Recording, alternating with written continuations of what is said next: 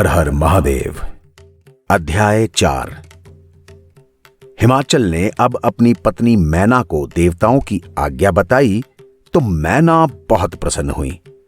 उसके बाद दोनों पति पत्नी गृहस्थ धर्म का अति उत्तम रीति से पालन करने लगे।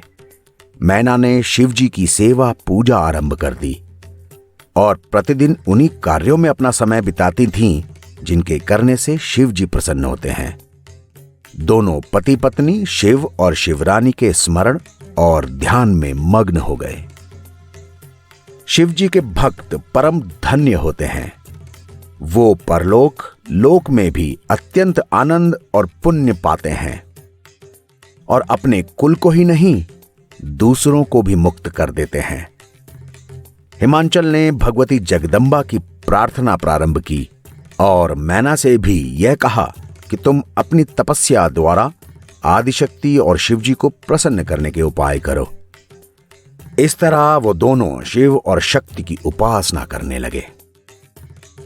उन दोनों ने शिव और शक्ति की उपासना करने के अतिरिक्त अन्य सब कामों को भुला दिया। वो अष्टमी के दिन व्रत रखते और शिवजी का पूजन करते। श्रावण मास में शिव व्रत रखने के बाद उसकी पूर्णता के निमित्त गंगा तट पर बसे औषध प्रस्थ देश में जा पहुंचे। वहां उन्होंने शिवलिंग की स्थापना की और तपस्या करना शुरू किया। उस तप की अवधि 20 साल थी। इस बीच उन्होंने कोई अन्न जल ग्रहण नहीं किया और केवल वायु का ही भक्षण करते हुए शिव और शक्ति की विधिवत पूजन किया। जब वो तपस्या पूरी हुई तब भगवती उमा ने प्रकट होकर उन्हें अपना दर्शन दिया। उनका शरीर सजल मेघ के समान श्रेष्ठ श्याम वर्ण था और 8 हाथ और 3 आंखें थीं। वे सब प्रकार से वस्त्राभूषणों से अलंकृत थीं।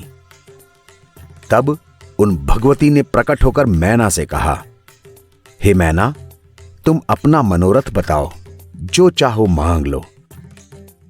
मैना ने अपने नेत्र खोलकर भगवती जगदम्बा के दर्शन किए। उसके बाद उसने हाथ जोड़कर प्रार्थना करते हुए कहा, हे माता, मेरे धन्य भाग्य है जो मुझे आज आपके दर्शन मिले। मैं इस समय आपसे कुछ स्तुति करना चाहती हूं, परंतु हे माता, न तो मुझे कुछ ज्ञान है और ना ही मैं कोई विद्या जानती हूं जिससे अपनी इस अभिलाषा को पूरी कर सकूं।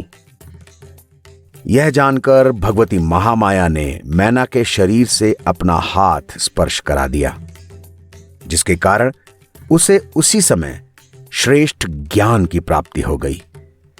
तब वो अत्यंत प्रेम मग्न हो गई और उनकी आंखों से आंसू बह निकले। उस समय उसने ऐसे कठिन शब्दों से युक्त श्रेष्ठ पदावली में जगदम्बा की स्तुति की जिसे बड़े बड़े विद्वान भी अच्छी तरह नहीं समझ पाते। उस प्रार्थना को सुनकर भगवती ने कहा, मैना, जो भी व्यक्ति इस स्तुति को सुनेगा या पढ़ेगा वह अपने संपूर्ण मनोरथों को पाएगा और संसार में सारे सुख पाकर अंत में मेरे लोक को आ जाएगा। भगवती महामाया के इन कृपापूर्ण वचनों को सुनकर मैना ने हाथ जोड़कर कहा, हे मातेश्वरी, तीनों लोकों में ऐसी कौन सी वस्तु है जिसे आप नहीं दे सकती। अब मेरी आपसे यही प्रार्थना है कि सबसे पहले मेरे यहां एक अत्यंत वीर, धीर और गुणी 100 बेटों का जन्म हो। वे ब्रह्मज्ञानी होकर अपने कुल का मान बढ़ाएं और दोनों वंशों को मुक्ति देने में सहायक हो। उसके बाद मेरे यहां एक कन्या का जन्म हो जो सब बातों में आपके समान हो। तीनों लोकों में उसके समान और कोई ना हो और वो देवताओं के दुख रूपी जड़ को काटने में भी कुल्हाड़ी के समान सिद्ध हो सके। मैना की इस प्रार्थना को सुनकर भगवती जगदम्बा ने मुस्कुराते हुए कहा, मैना, तुम्हारी बुद्धि को धन्य है जो तुमने ऐसा वर मांगा है। मैं तुम्हें इच्छित वर देती हूं और ये बताती हूं कि तुमने जिस प्रकार के 100 पुत्रों की कामना की है वो तुम्हारे यहां जन्म लेंगे, लेकिन अपने समान मैं स्वयं ही हूं।